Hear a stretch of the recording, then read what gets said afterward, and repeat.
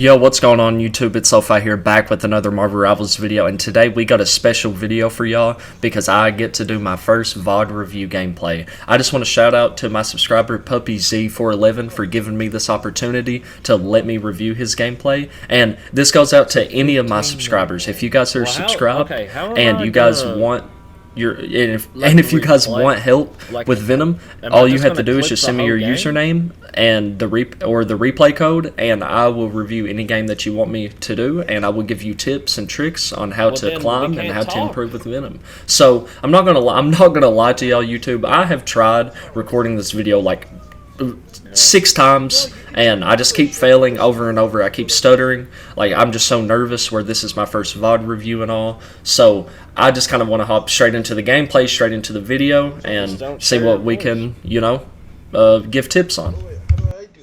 Let's hop straight into the gameplay. The first thing that I notice is with your team lineup, you have Venom solo tanking, and this is something that is not your fault. It is just your teammates not wanting to pick a second tank, but in general, Venom is not a good solo tank because the enemy team can just pour the CC cooldowns into you, aka the things that stop your swing.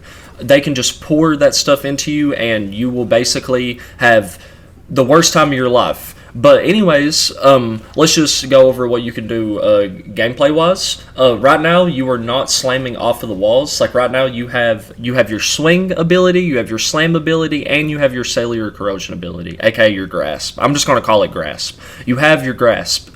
So what you want to do is cycle between those cooldowns, aka cooldown cycling, which is a very, very common thing in hero shooters. You want to be doing that with Venom like all the time. And the 2 cooldowns you want to be recycling constantly are your grasp and your slam, because you do not need your swing to engage. And I'll tell you why right now. So as you guys know, Venom has a passive where he can wall crawl, and once he is off the wall and he is at a high enough point, he can jump off the wall, and, well, you don't have to jump off, but you can go off the wall and you can slam on the enemy. And you do not even have to be that high up in the air to dive, so there is kind of no point to use your swing. Well, I wouldn't really say no point. I'm going to say about 90% of the time you should be using the wall to dive off of. Okay, so right now, wow, okay. Basically, with your ultimate, you want to learn how to combo with your ultimate. And the simple combo with Venom and his ultimate is the grasp, 2 primary fires, and insta ultimate. And what that is going to do is that's going to line up your tendrils, your grasp, to pop off at the same time you use your ultimate. So it's going to kill any, I think 255 HP target, something like that. But anyways, I can see that you are spamming your cooldowns as well. Your grasp is something that you don't want to just, randomly use, and you also want to make sure that you are close enough to them to use it. So, like, for example, right there, you tried the grasp Spotty, and then he just webbed away, which is not your fault at all, but you want to avoid using your grasp solely. Like, you don't want to solo grasp a Rocket, or you don't want to solo grasp a Spider-Man, because they're just going to simply dash and just swing away from your grasp, if you guys know what I'm saying. Yeah, you are, once again, you are not diving off of the wall. Like, you're just using your swing for kind of just no reason here. So that's just one thing I noticed. Just practice just diving off of the wall just all the time. Like, you can dive off so many walls in the game. Like, you do not have to use your swing. But let's see what else. I'm just gonna have to wait. They're doing a regroup here. Is he gonna use the swing? Okay, so you use your grasp, your swing, and your slam, and you have not left your spawn almost. I mean, you've left it, but not not really. Okay, so I'm pretty sure Adam Morlock just used a soul bond. So the main thing with Venom is that you want to be focusing the supports. You want to be diving the backline. Like right now, like you're putting pressure on the backline, but you could be doing way more. Like you could be going off of that wall that's directly right in front of you, just jumping on that wall, going up, and slamming right off of it. That was a really good kill on Wanda. Nice. But I will show you an in-game example of what I mean by slamming off of a wall right now. For our That's how you get a damage boost right there. Wait. So that's what you want to be doing like 90% of the time with Venom. Like I call it the bread and butter combo. Just getting on a wall, slamming off of it, using your grasp, and just doing primary fires and whatever. Oh, also another thing I forgot to mention. Huge tip. Learn how to melee weave. AKA just after every time you use a primary fire, just simply just melee the opponent because it's going to combo Venom, like it's going to combo Venom's primary fire and his melee to make him do way more damage. And also a really nice little tip that you just done right there is that you can follow characters that go invisible with your grasp. If you grasp Wanda if you grasp Scarlet Witch or Invisible Woman before they use their invisible ability and you were still close to them, you are able to follow them while they are invisible. So that is a really good tip to use right there. Let's see what else we got. Right now, like you could be diving off these walls like I do it all the time, like the little like sides right there, like on his right. And he could also be using the wall directly right behind him. Okay, so Wanda just used her ult, and you guys are pushing the cart very, very freely.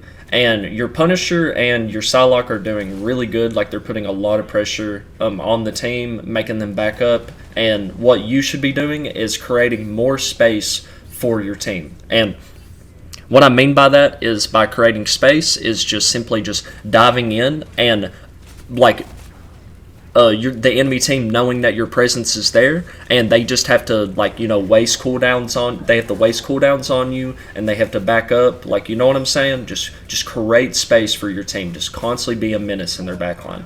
And once again, oh wow, okay, so we got two things to review right there. So with your ultimate, like I said earlier in the video, you don't just want to just use your ultimate without like the combo, because it's not really going to do a lot of damage. It's not going to secure a kill like 85% of the time. It's just not going to secure a kill.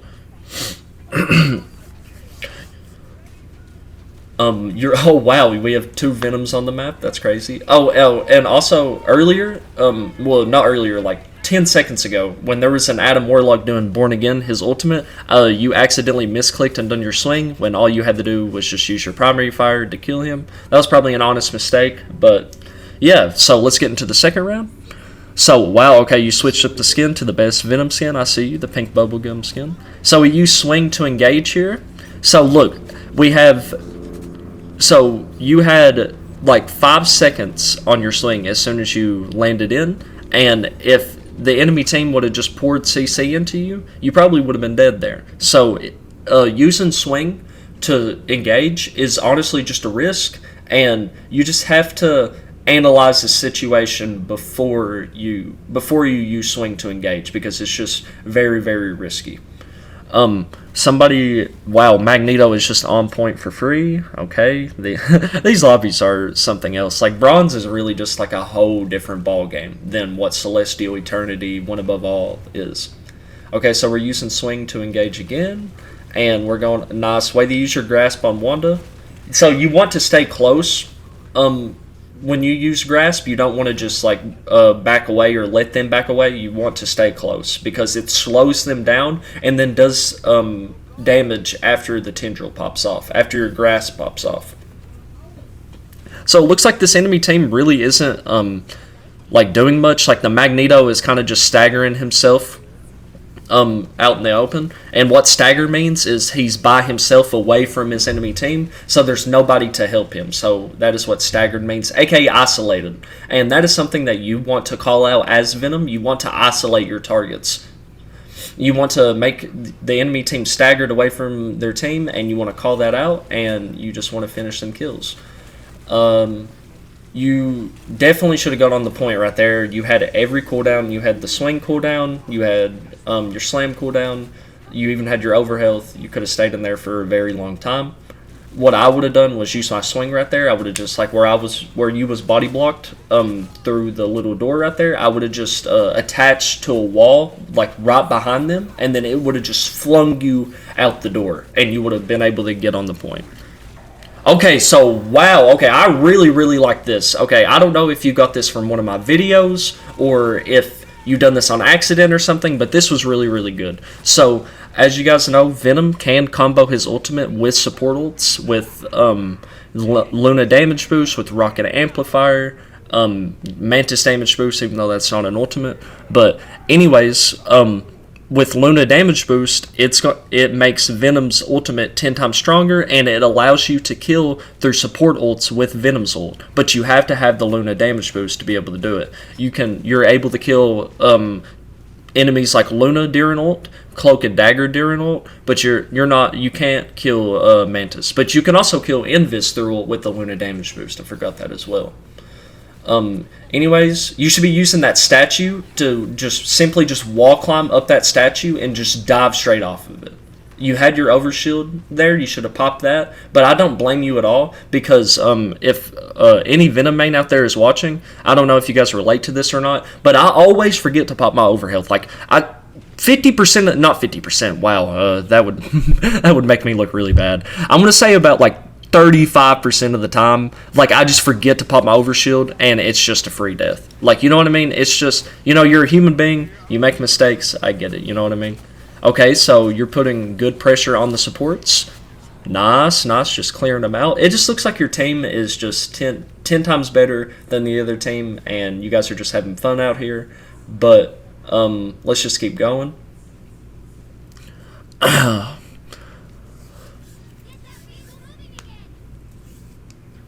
But another thing I would like to add is definitely your aim needs some work. So I would go to the practice range and go to where you can spawn in the bots and make them like move around and just warm up your aim. Like, do this. I'm not saying religiously do this. Do this for like an hour a day, because I've been doing this and it's been tremendously helping me on my aim. Not gonna lie, YouTube, I need a drink of water. So anyways, let's get back into this. So the 3 big things you want to worry about in Marvel Rivals, well, not worry about, but the 3 big things in Marvel Rivals are aim, game sense, and movement. And simply, you do need work on all 3 of them. But to help with your aim, like I said, you want to go in the practice range, just practice that against bots. With your game sense, you just want to just keep on playing, just like how you're doing right now. You're doing a really amazing job. Just queuing up comp and playing your role.